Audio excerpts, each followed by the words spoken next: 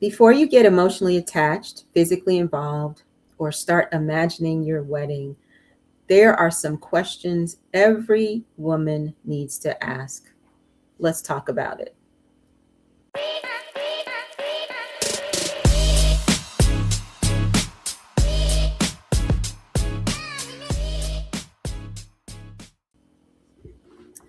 Today, we are talking about five, maybe a few more than five, questions every woman should ask when dating to protect her heart, clarify her standards, and help her make wiser relationship choices.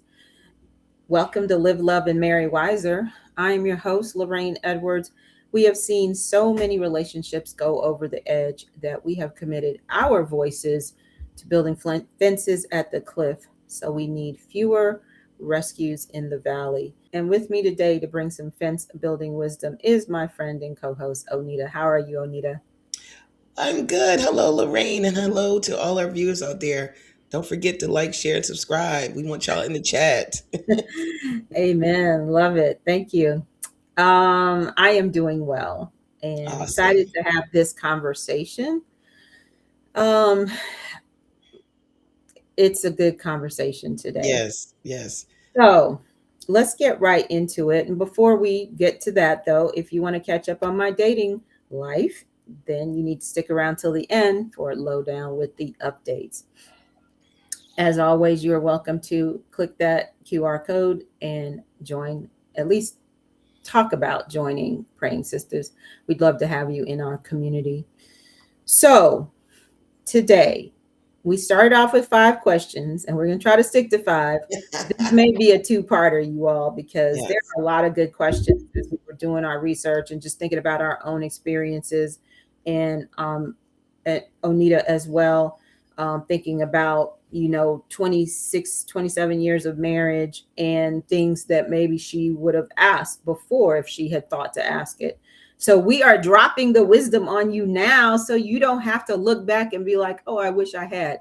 Now, let's be clear. You cannot exhaust every question that you might want to have answer, because part of the journey of marriage is getting to know each other, growing together, loving, and all of those things. There are going to be great things. They're going to be like things that you're just like, "Whoa, I didn't know that you thought that," but that's the yes, part of the journey. It's like growing together. But there are some things that are important to know. And it doesn't mean that they're deal breakers, Onita. It just means it's important to know so that you all can know how to navigate. for And sure. so we wanted to share five of those things with you all today. We are warning you that this is probably going to be a two-parter. Not warning you, but saying this is probably going to be a two-party. We hope two-parter. We hope that you all enjoy this conversation and that you drop your questions in the chat as we talk. Onita, I want to start with you. Yes. What is your first question that you wish you had asked or that you did ask before you got married? Definitely didn't ask this because, as the old folks used to say back in the day, y'all so young, dumb, and full of fill in the blank. Because we were just, All righty then. We just jumped off with a bang there. yeah, Okay. you're just happy. You're just so happy, and you're dating and you're in love, and some things I did. We talked about certain values and what you want to obtain as you got older. But one question I wish I knew, and even more so now that we know about the whole ACE score, the ACE score thing too, ACEs. Yeah. Mm-hmm. ACEs. Because how that Adverse all adverse childhood experiences score. For those who are not familiar with that. yes. Mhm. And even now, knowing more of that, it's only by the grace of God. One, I'm saying today, because the amount of stuff I had to check off on my phone, it's like, thank you, God, Holy Thank Spirit, you. activated for Yeah. sure. But one that I wish, and because again, while you're dating, and of course we were young dating, and so there had not been much conflict or disagreements. Nothing really heavy. Mm-hmm. I don't even know if we disagreed about restaurants or food. I don't even think any of that came about. But early on in our marriage, we had to deal with taking in my siblings for my family and just the outside sources and what that looks like. So conflict began to happen. And one question I wish I'd asked was, how do you handle conflict when you're angry? Mm. While I was dating, because Mhm. I never saw my spouse angry. He never saw me angry. So we Mhm. didn't know how each other were going to, Mm. Okay. So how this would why show was up. that important? Why do you now look back and be like, "Oh yeah, I wish I had asked that." I wish I'd asked that because I mean, and we end up getting to put the words to, as things happen. One, some people, when things, they get angry, they shut down, they do Mhm. silent treatment. Mhm. And if you're somebody who values communication, that's going to boil your blood more.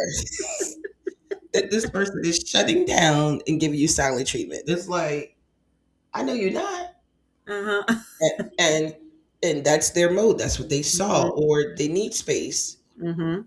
And you needy, and you ain't trying to get them space because, but why come? And you just want to talk about it right away, and they need space, right? Let them Mhm. process, or they explode, and that ain't good for me. I came from home where I saw that a lot, but I said I don't want to be in a Mm. relationship with anybody where that's what, because that's not safe to me. Right. So we Mm. didn't know those things, or people becoming passive aggressive or avoiding altogether to where you've avoided it so much, all this resentment is building up.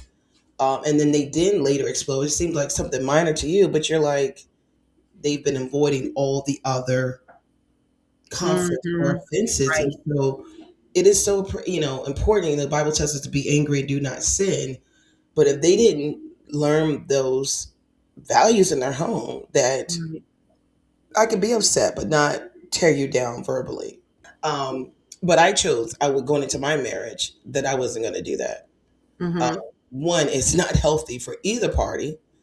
And two, I'm not doing it because I'm not sowing that seed because I'm not going to reap that seed because I'm not going to talk to you in the Mhm. kind of way because you're not going to talk to me in the kind of way. And so it's very important that Mhm. you know how the person handles conflict, and especially when they're angry. Yeah. And what does conflict resolution look like to Mhm. you? What Mhm. do you need to hear? Like, I didn't know early on that I didn't only need to hear sorry, but I needed to hear the plan of change. I learned Mhm. that later, like 5 years ago, doing the apology style quiz on the How Mhm. We Love website. I needed to not just hear I'm sorry, but I needed to hear what's the plan change? Like what you're Mhm. gonna do different next time. Some people sorry is good enough and that's it. Yeah. But what is so how do you handle conflict when you're angry? I think it's Mhm. a very important question to ask while you're dating. That's good.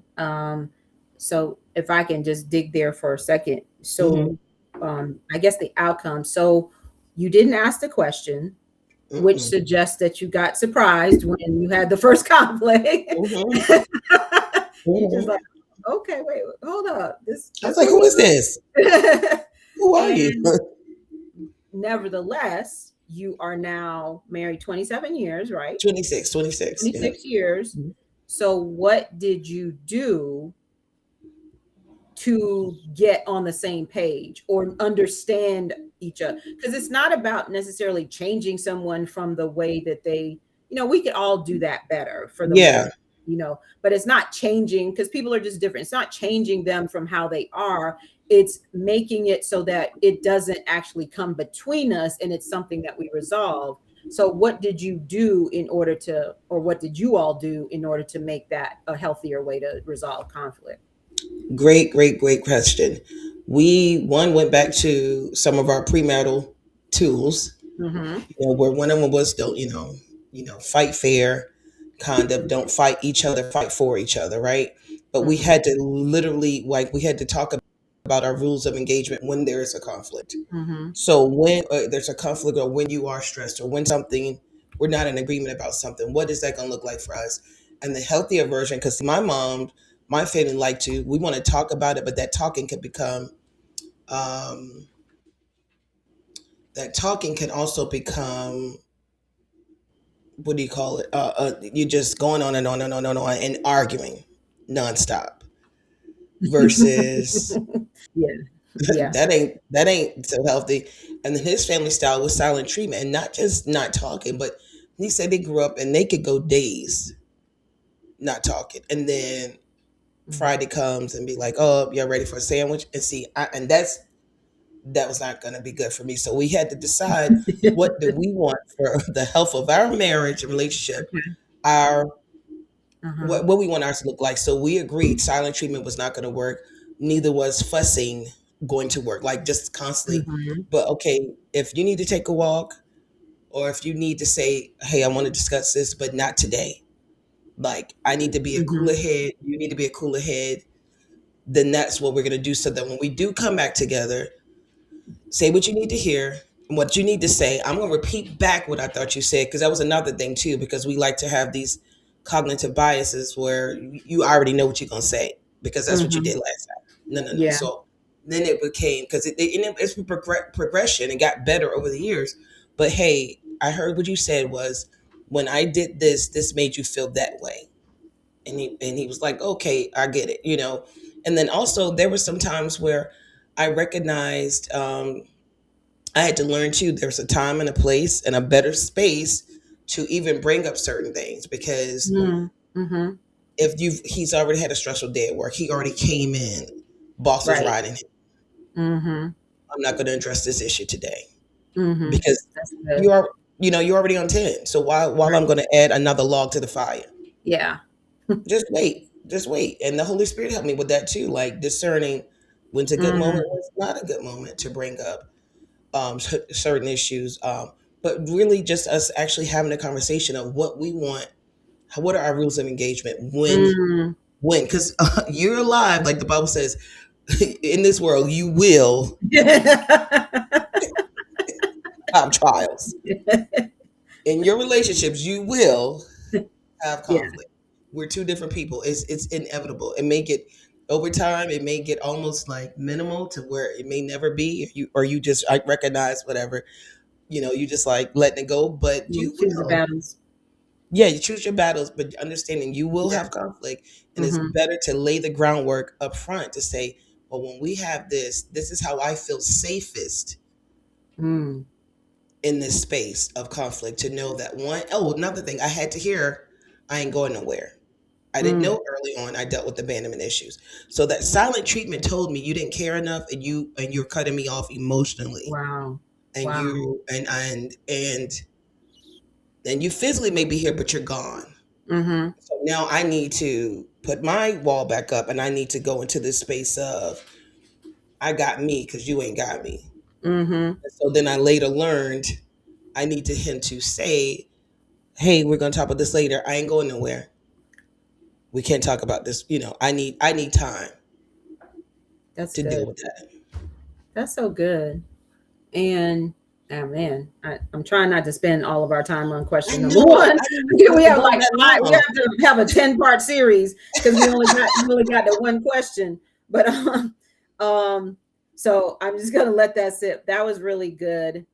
And I think the one of the most important things that you said, which is obvious, is like you have to talk about what you want, what makes you feel safe, what makes you feel unsafe or unwanted, because all of those things start to kind of stir up when you are in conflict. So that actually leads me to my first question, which is not the question. This wasn't even on my list. However, but I was going to, when I started doing research and just kind of preparing, I was like, oh, whoa, that's a good question. Mhm. And so the question is, and it relates to something you just said, what is the biggest or most significant betrayal you have ever suffered? By who, and how did you heal or resolve that? Mm. And the reason, yeah, Whoa. yes. And Whoa. so, the reason I just connected it with what you just said is because you said, I did not know I had abandonment issues. Mhm. That's a betrayal, Mhm. regardless of the person's intention or whatever.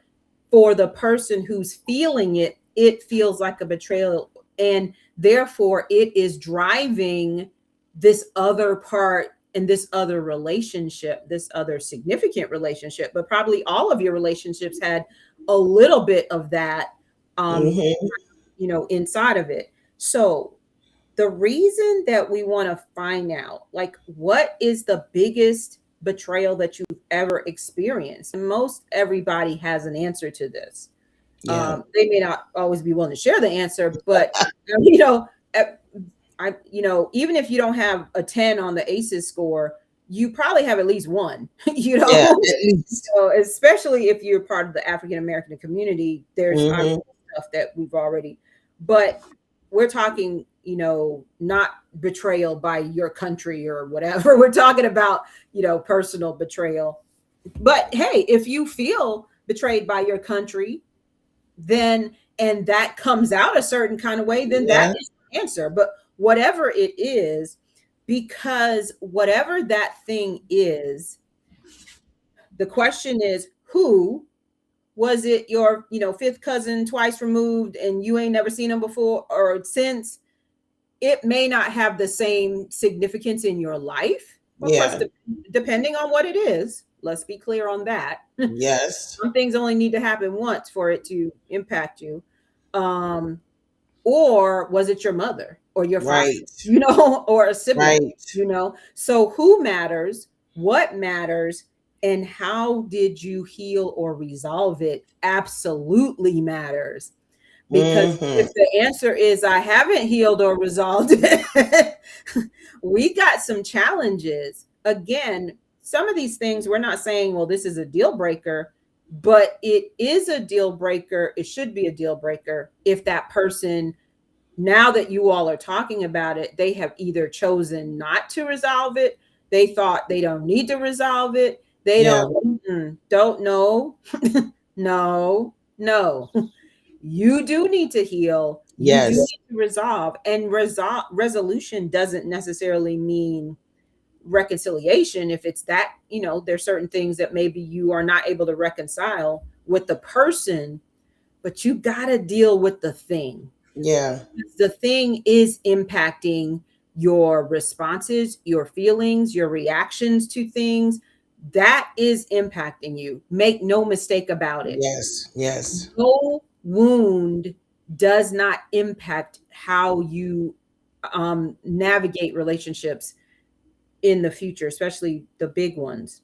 And so you can think, oh, I'm good, I've forgiven, I've whatever, but what you really have done is typically is suppress it, and Yep. it's coming out in a different way. Ooh. And so you need, now you don't need to ask this question on the first date, but I'm like, that Right. might be a bit much. Right. It's But heavy. if you are, y'all have gone on a few dates, you're not in love, Yeah. and you're certainly not sleeping with the person, Hello. y'all not Hello. sleeping with the person. And but you can feel yourself, getting closer, and like this is somebody that you can see you got to start asking some. Now the conflict question you can ask, I think, on the second date. The first Yeah. date is kind of, do I even want to have a second date with this person? Are they fun? Do they make good choices? Like, did we go someplace cool, not expensive, just like we had fun together, we were able to talk. But when we start getting into the second, third dates, we need to start asking some real questions, because you don't want to waste your Yes. time. That's the Yeah. thing. Like, this is a time saver too. And Yeah. not because the person is bad or good, but you just aren't the right fit for that person. Because if someone says, I don't need to heal, I'm good, I'm old, I'm past it, blah, blah, blah.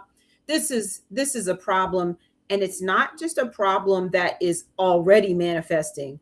It's a problem that is going to surely show up in a marriage. Oh, for sure. Absolutely, because they're not going to be the person trying to resolve conflict. They're just going to be like, oh, well, I've let it go. And they ain't been more let it go. Mm-mm. Oh, look at that thing. They ain't been more let it go. And it's just going to be something that festers. And so you want to make sure that you have that conversation. Ooh, that was so good. That actually tied into one of my.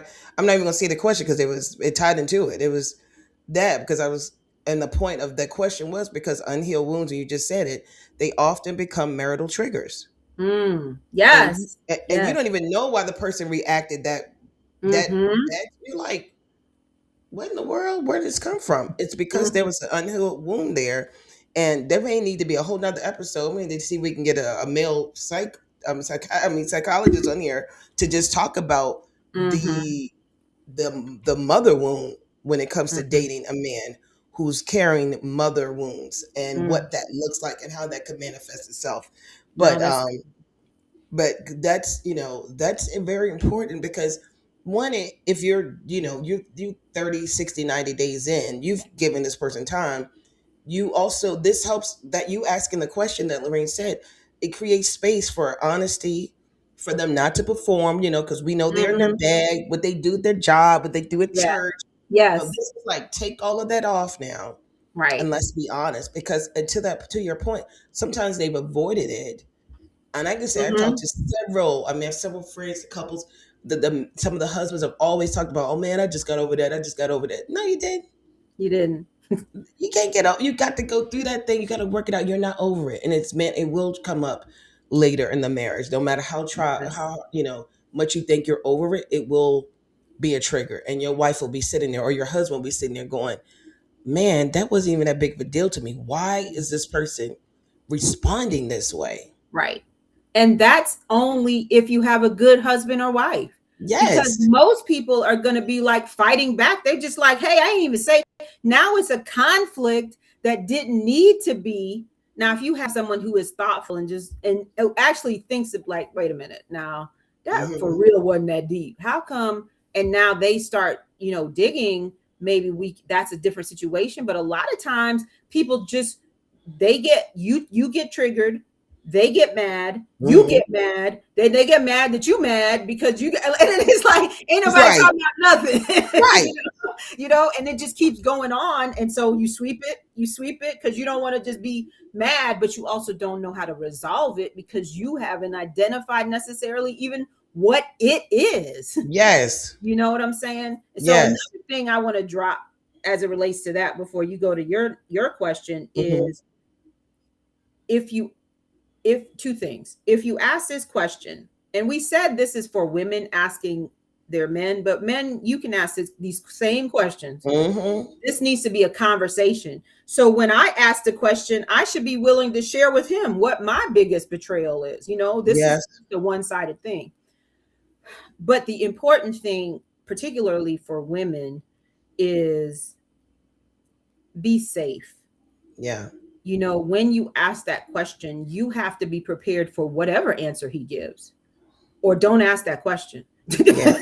Yeah. Don't do it. Don't ask the question. If you aren't committed to being a safe person for him to share that, because I promise you, no one's ever asked him that question before. Yeah. And the fact that you asked it already makes you stand out.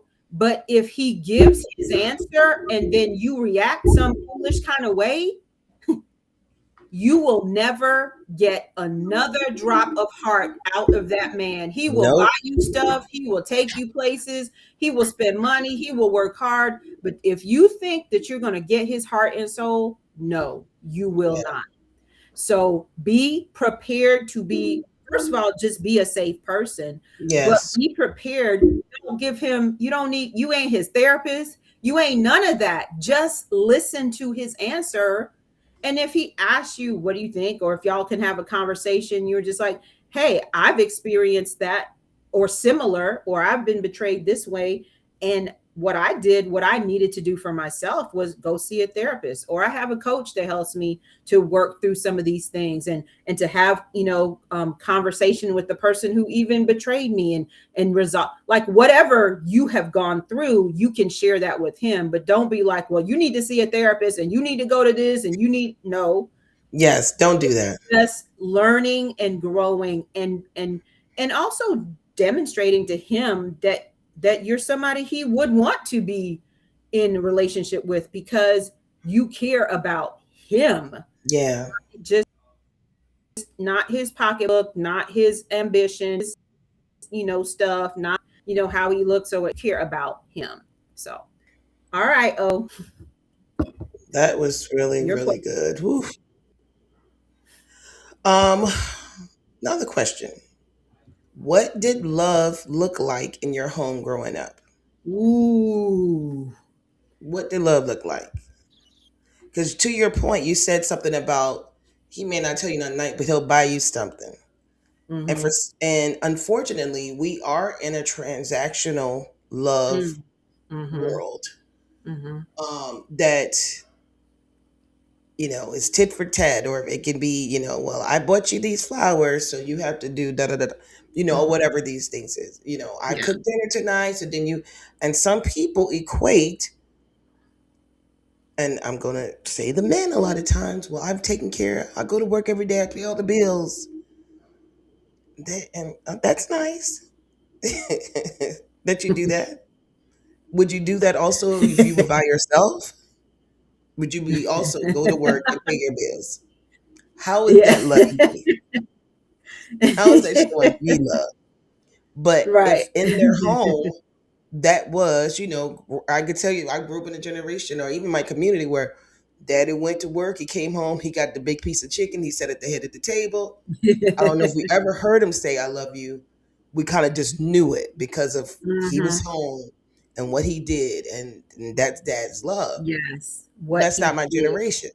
Yeah. Is what he did. That's not. I need to hear it. I need to see it, and I know what my love language is, right? But when you ask this question, one, it helps to reveal the communication style. How was love shown in their house? Even when we Mm-hmm. went to get our first child, Taylor, we were having our baby dedication. The pastor spoke to us openly about her needing to see daddy hugging mommy, mommy hugging daddy, her needed to see that because that we need to actually demonstrate what love looks like, and that the hug Mm-hmm. was he's like, now don't be making out in front of her, but let her see daddy kiss mommy. Daddy come home from work and he hugs mommy and gives her a kiss. Like, this is a good thing. They're home. He Yes. also said, let her see us disagree, but let her see us also resolve it. Like, if we're Mm-hmm. not in agreement, but let's see this resolution because this is how they learn. And Mm-hmm. so, but knowing this, what did love look like growing up? It helps also foster emotional safety because if I can know that, oh, well, love in my home looked like, my dad would come home and he bring flowers for my mom, or my mom cooked this and did, and these are things that I did. And for me, that was making sure my man came home to a home cooked meal.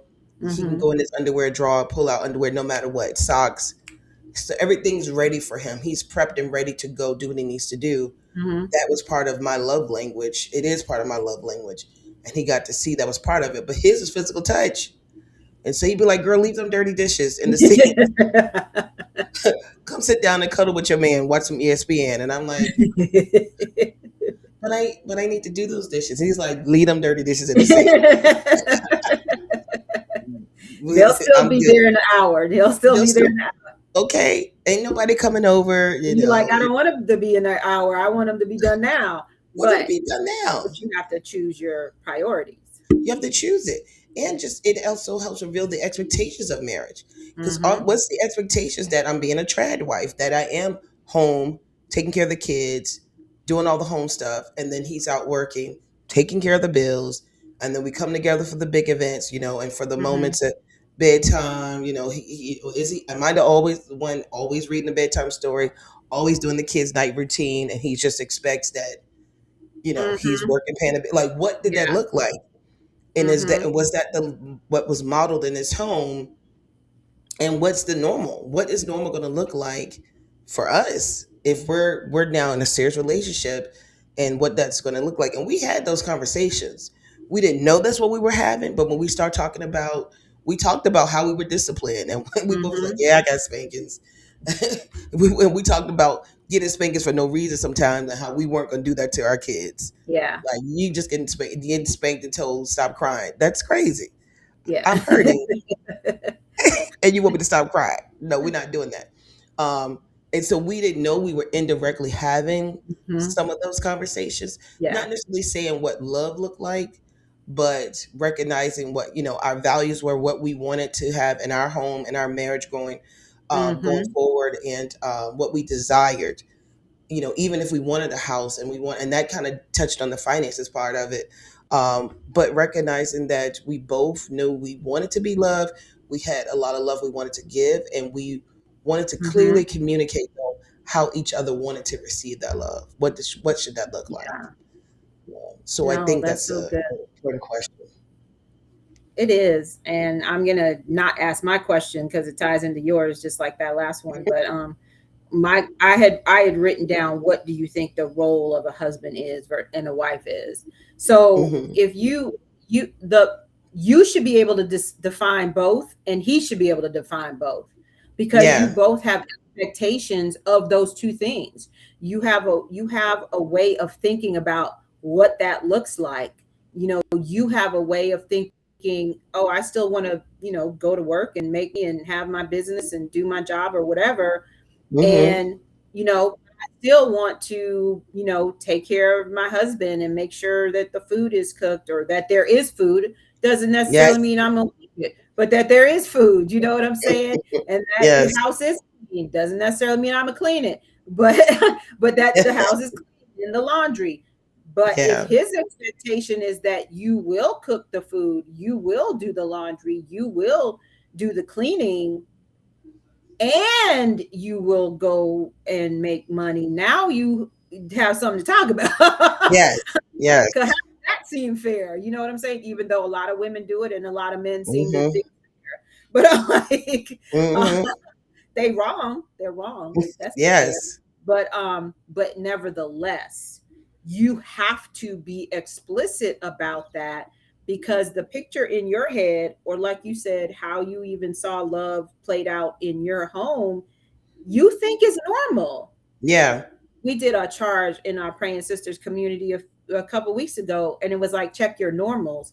And your normals are very much based on the environment that you're in. It doesn't mean that it's functional, it just means that Yeah. it's normal. Yeah.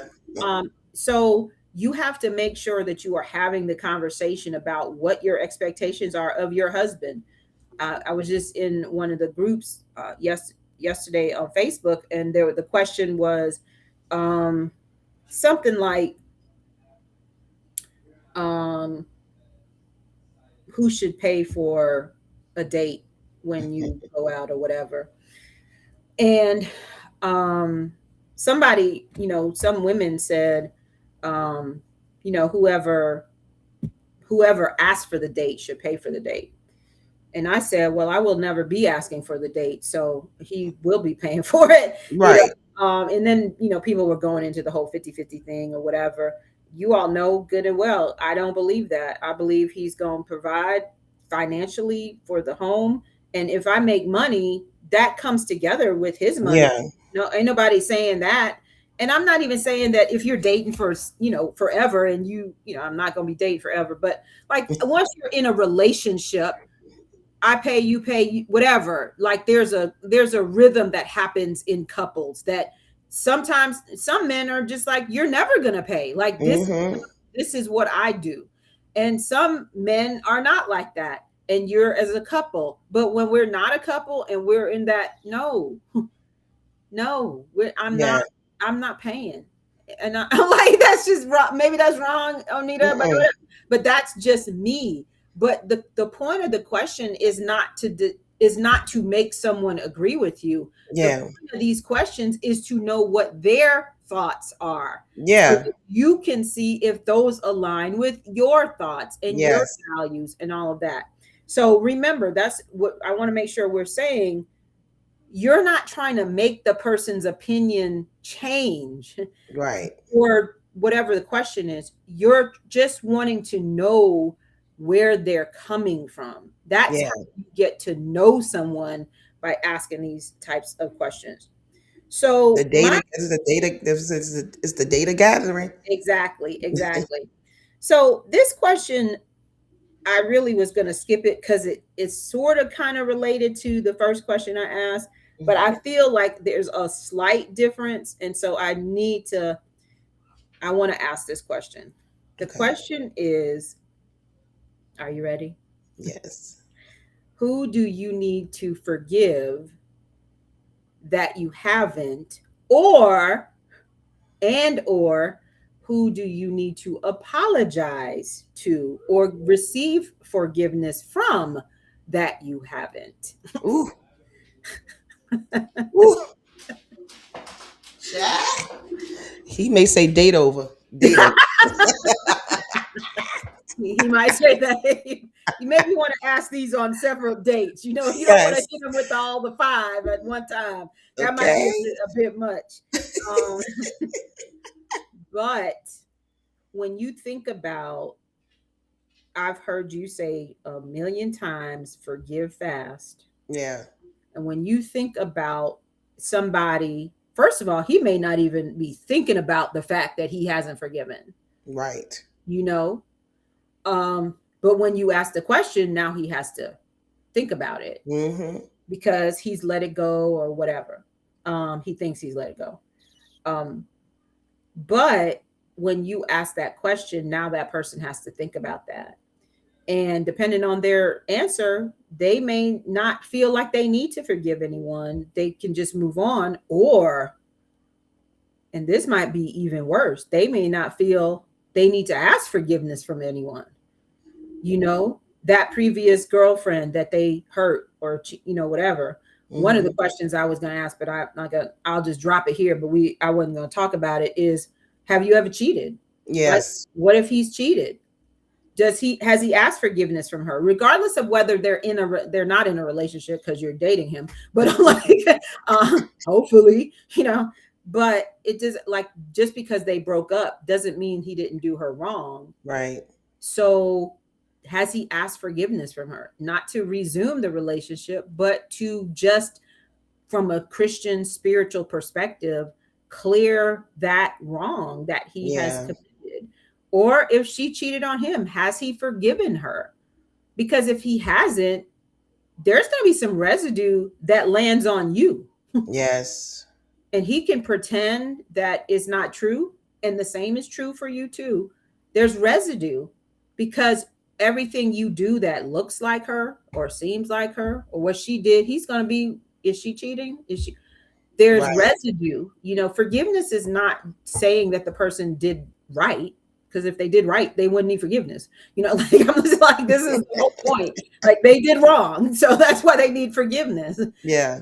But, and it's not brushing it aside. It's just saying that I have dealt with my feelings and my hurt about that. And I know that I need to forgive, to honor God, and to be free from the burden of dragging you around with me on every single date because you cheated. And that's Yeah. the truth. Like, when you are unforgiving, and we're just talking in the dating relationships now, but it's true of all things. When we haven't forgiven someone, we're actually dragging them around with us in every relationship that we have. Mm. It's like Mm. it's like a chain tied to our ankle, and they're on the other end of it. And so every single thing that comes up, that reminds you of that person, then you about to jump off, or you about to run and flee from a good relationship because you think something. Yes. Forgive, you can come with an open heart with no baggage that's tied to you, to let this person prove who they are, not to see if they're like the other person. So Ooh. who do you need to forgive, or who do you need to get forgiveness from? Wow. Woo. Cha. That is so good. That is so good. Also, and it also reveals the level of being accountable. Okay, because a Yes, lot of people, and I've heard people, I you forgot know, that part. Go what ahead. I know, but I've heard people, even when they're dating, even one of my sisters been dating, when the person is always saying the reason they ain't with the ex because it was the ex fault and the ex Hmm. did this, the ex, Yeah, that's an unaccountable person. They're not taking no accountability. right. It Absolutely. takes two to tango, baby. Takes two. Okay, and it takes two to make a thing go right. So if it ain't work out, it ain't all on the one partner. Both people had a role to play in that.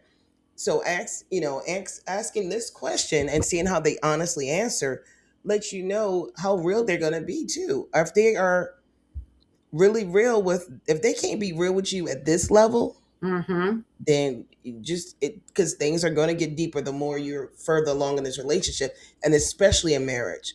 If they Yes. can't admit to that um somebody whose father wasn't in their life, Mm-hmm. and their thing is, oh, I don't have nothing to do with him, he wasn't in my life. Okay, but did you forgive, have you forgiven him?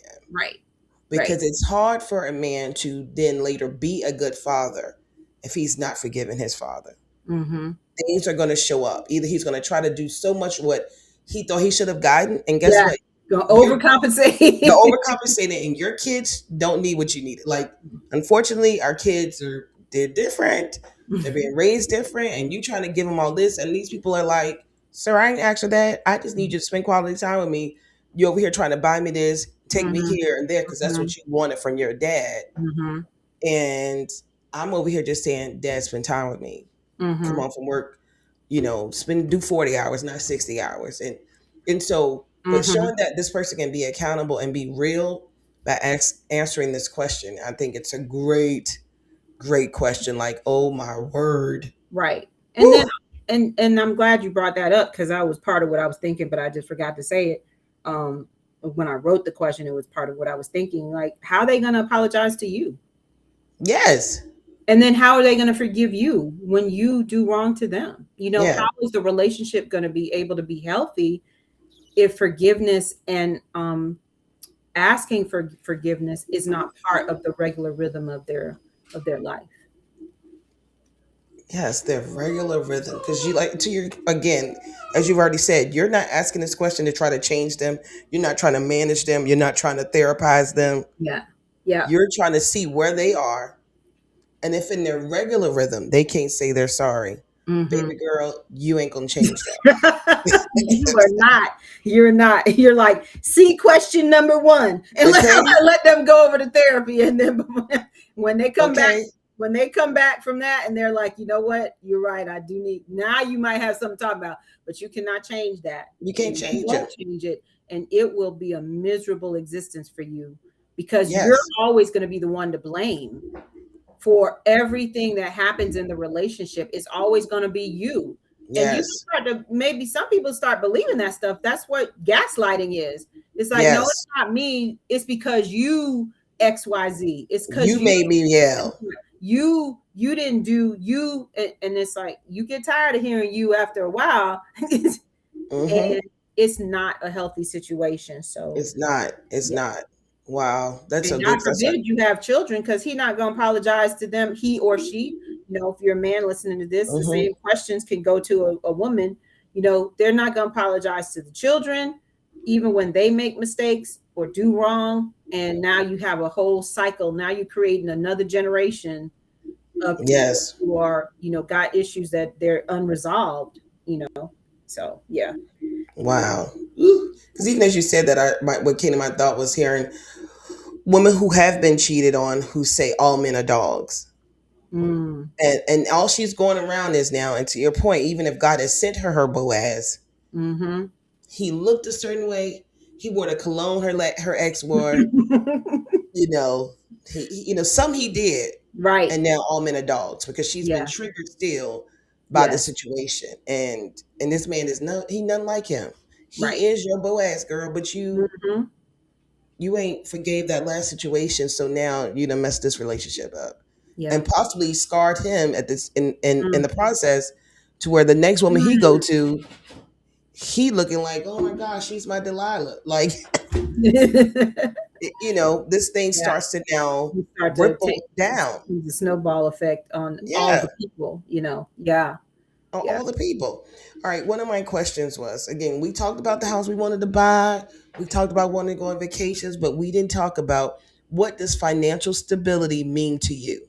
Mm, that's good. That's good. That's good. What I like does financial stability mean to you? First of all, financial stability wasn't even in my vocabulary. My we that. figured, I joked about how we asked and stuff, and our parents were like, I ain't got it, I ain't got it. We always heard it. He's like, one time he remember being in the store, and his mom, they asked his mom, what we get for Christmas? And she just said, NOTHING, nothing, nothing, nothing, and made a little song about it. I mean, they later got some stuff, but coming into this is, an adulthood thinking I need to Mm, obtain, I need to get, I need to acquire because I always was told we didn't have. Mhm. And so this one, it Yeah. reveals your person's ambition levels, and do they differ? Mm. Because for Yes. you may be, hey, I just want to make sure I'm content in life where bills are paid, I am able to travel when I need to, I'm able to, I return a faithful tithe and offering, I'm, I'm good knowing that I'm able to do those things. My Mhm. car, I have a working vehicle that when I start it, it goes. I don't need to have the latest and greatest. Because Uh-huh. even that, even growing up, sometimes we had to put water in it, add a little antifreeze, put it in neutral, push it, then start it. Like there were things. Yeah, I hear you. I hear Okay. you, bro. I'm not So mad at just that have, at all. okay. Just knowing that my vehicle is reliable. I don't need to have the Lexus and the Mercedes, Mhm. whatever. But it helps you learn each other's ambition levels, um, deciding your spending habits. Mhm. You know, he's working and he's resolved. He's saying, hey, as the even while you're dating, well, I'm going to provide. I'm going to carry the big bills, the mortgage. You maybe do the utilities, or he's going to carry Mhm. all of that. Mhm. But that does not mean he's saying you go out and spend all your check every week Yeah. on Right. Amazon, Mhm. DoorDash, and all that, because there will become a point where it's going to be a problem. It Mhm. might be cute at first because he loving the outfit you coming home in, or you're even you're dating. But what does that look like? Because Mhm. is that financial stability for him that he's working and providing all the bills, but you're spending all your money all the time? That's going to be a Right. conflict. Yes. Um, and then understanding, sometimes you've already both been to college. Maybe one of you had a lot of Pell Grants and didn't have a lot of student loans, but the other one does. And you're talking about buying this house. And when you go to apply for that loan, this person has all this debt Mhm. and you may not have had none. That can become an issue in the marriage if we had differences of how we viewed money before Mhm. coming together. It will become, and not may, it will become an issue Right. in your marriage. And especially, Mhm. and I know people who, matter of fact, we just did the financial piece university through Dave Ramsey through our Princesses community. Y'all need to be a part of it. And how there were couples talking about how they didn't know each other's, they still had been married for years, didn't know each other's, you know, debt they had. It was not Mhm. until they did the financial peace university that that Mhm. stuff reveal itself. And praise God, they were still married. Some people, it don't end that well. It Okay, does things not. get really, really ugly. And so, know what financial stability means to your person.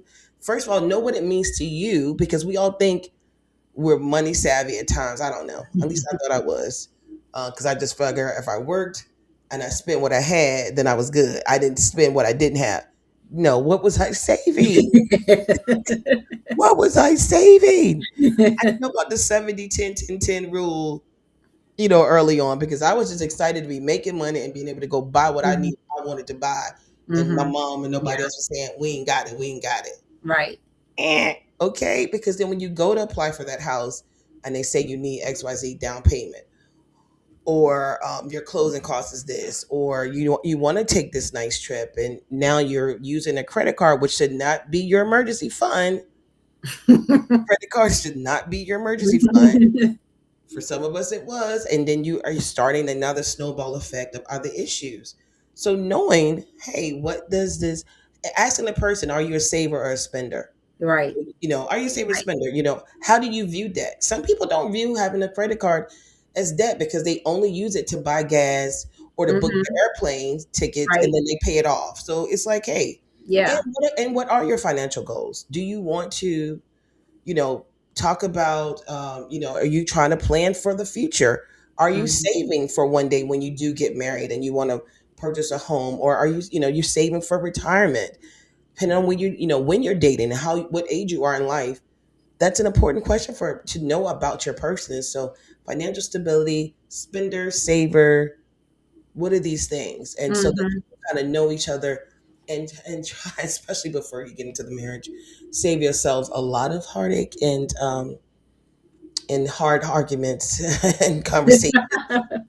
awkward conversations and Excel spreadsheets that you're like, oh my God, it didn't look that bad in theory. When you start to write that stuff down, you're like, oh my. Yeah. So have the ask that question. That's good. That's good. I guess I was asked a similar question, but in a different way, and so I'll just add to it as we start to wrap up here. I think I'm gonna have to throw my one more question into here, and Yeah. we'll do some more on another episode. But if someone gave you $20,000 right now, no questions asked, completely free and clear, what would you do with it? Mm. And so it's kind of a and I got that question from this this guy who's a relationship coach, and I'll put his um, information in the chat. I can't remember it right now; it just slipped my mind. But he's a pretty famous, African American relationship coach.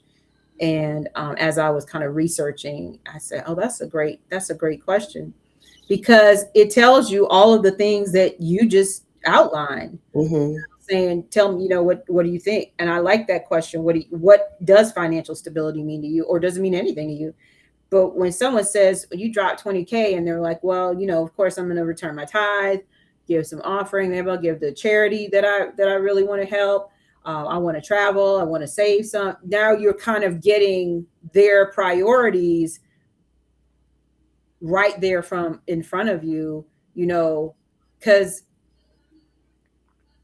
there are a lot of things I could do with $20,000.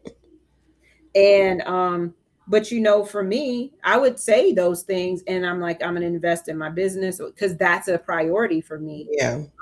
But that's gonna come, after, give back to the Lord and all these other things. So you Yeah. start to see, make my emergency savings account, all of these things, you start to see what their priorities are when Yes. you do that. So yeah, I just wanted to tie that to yours.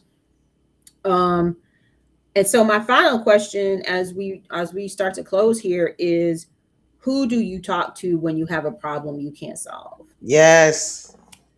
That's on my list, girl. That's on my list. He isolated. What he doing? Yeah, so it's super important to me that my man has mentors, he has friends that are godly, who have good, stable lives and stable relationships, who are pouring into him, who he's pouring into, that when he has a problem, there's someone that he can talk to who can help him to see clearly, Yes. um, to address matters, even things that, maybe him and I might have an issue with, and I just can't get through. There's a friend that I can go to and say, bro, and that he knows that. I'm Yeah. not going behind his back necessarily. Now he may not know I'm having this particular conversation, but we're having the conversation. Who? Because I remember listening to Et Eric Thomas talk about his relationship with his wife, and at one point there was something that he was doing that was just getting on his wife's nerves, and he wouldn't stop doing it. And she couldn't get him to see a different way, Hmm. and she went to CJ because CJ's his two man, and she said, CJ, I can't, like, he won't listen to me. Yeah.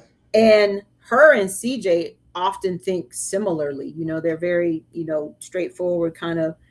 And so CJ talked to him and he saw it differently. I guess maybe the way CJ presented it or whatever, but he saw it differently. And he's telling this story. It's not her or CJ. Yeah. He's the one telling the story. And so I think it's important that your wife and even your husband has one of your friends that he could be like, he don't need to go tell everybody, but but he should have one of your friends that can be just like, sis, like, I can't, she just doesn't get this. Yeah. And the same for me, like, I should have one of his friends who's just like our support. But then outside of that, do we have a coach? that we Yes. just do maintenance with? Do we have a therapist for as couples? Do we have individual coaches? Who are we relying on as we try to progress and get better as individuals, but also as a couple? He Yes. Oh, says no one, you better pay your check and keep it stepping, girl. I'm like, you don't have to pay the check, but just keep, once that date's over, you might want to move on. yeah. Because Yeah. you think it's a small thing. It is a huge thing Yeah. because it actually impacts all of these other things. All of them. If he has someone that he relies on and he can say, I was out with Lorraine and she asked me this question, and at first I was kind of resistant, but I realized there is someone that I haven't forgiven. There is someone that I need. If he can have someone that he's having those conversations with, Hmm. and that person is a healthy person who says, "Oh yeah, that was a great question. So, bro, what are you going to do about that?" Yeah.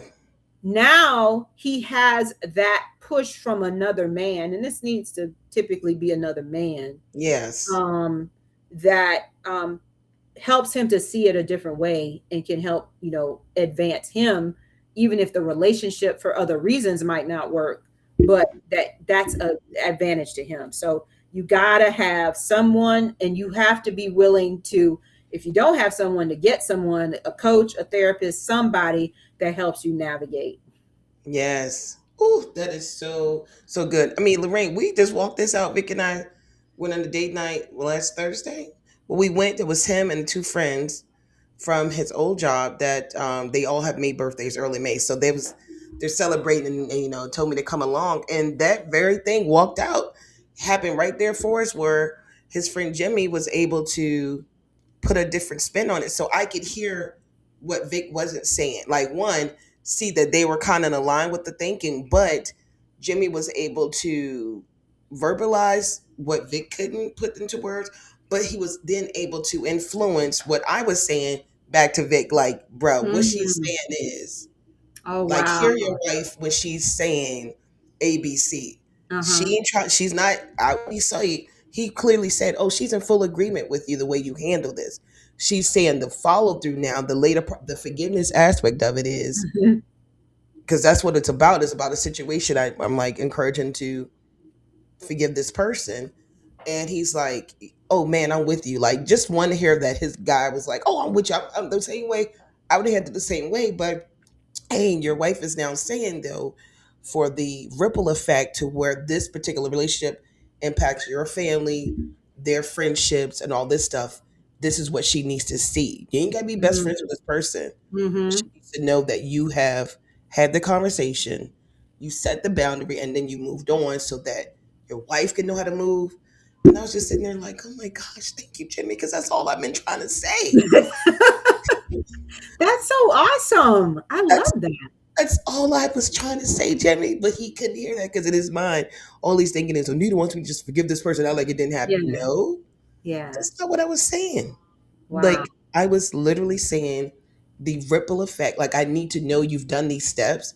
And it's Bible. It's a Christian thing too. This Mhm. is the Bible Yeah. says you're at raw. Bring up the person, come to you, y'all have this conversation. I'm like, Mhm. don't, honey, don't miss out on eternity with God because you are unwilling to do this thing here. Yeah. Oh, that's good. That's And so you love us so much. We all want to be in heaven together.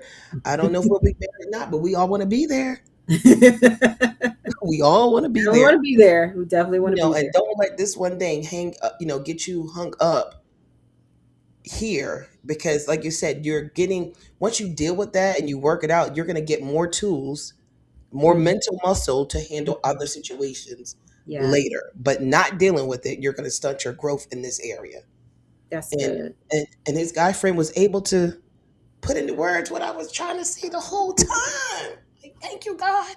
I love that. Thank Thank you, you, God. God. Thank you, God. And thank you for such a great example right here as we are talking about this, because we didn't talk to each other about our questions at all, Mm. And so I love it. You all drop your questions in the chat. Maybe we can do part two and we'll use some Yes. questions that you all put. Um, Before we close out here, I want to just make sure that you understand we are We want you to make wise decisions. And I've tried to make wise decisions as I have been starting my dating journey.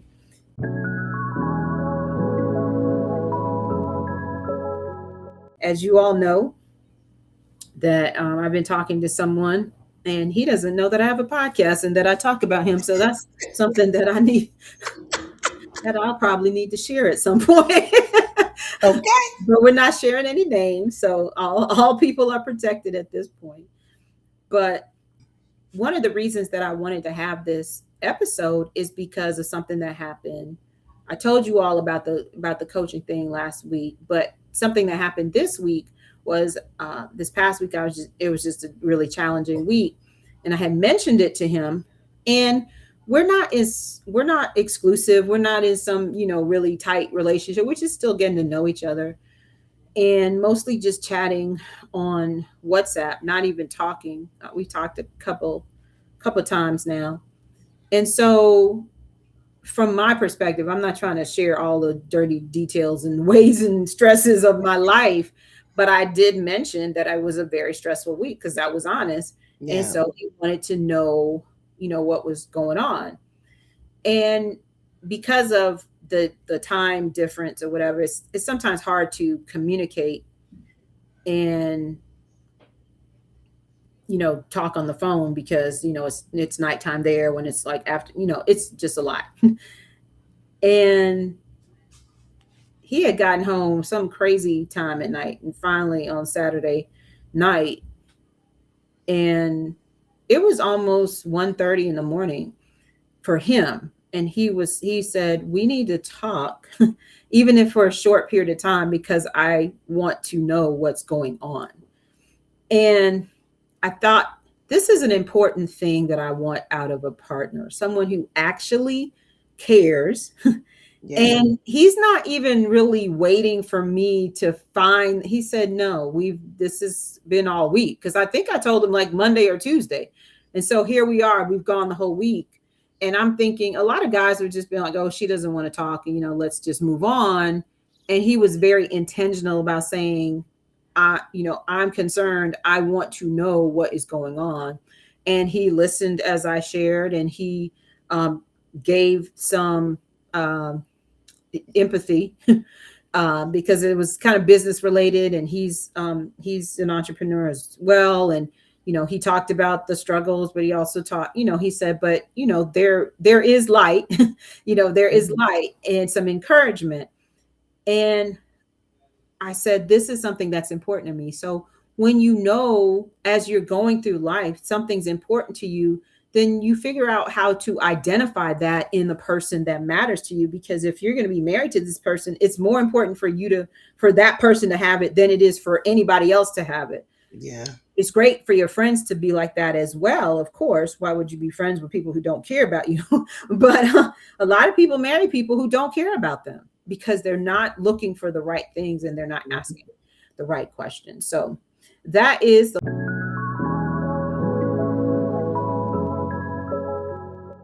we hope today's conversation helps you approach dating with more wisdom, confidence, and intentionality.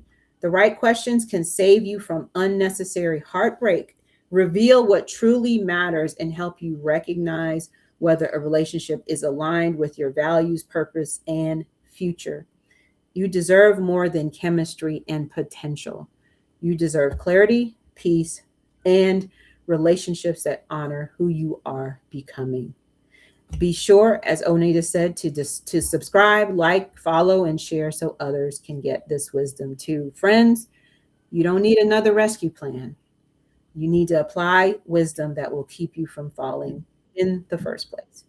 So, until next time, make choices that will help you live, love, and marry wiser. God bless.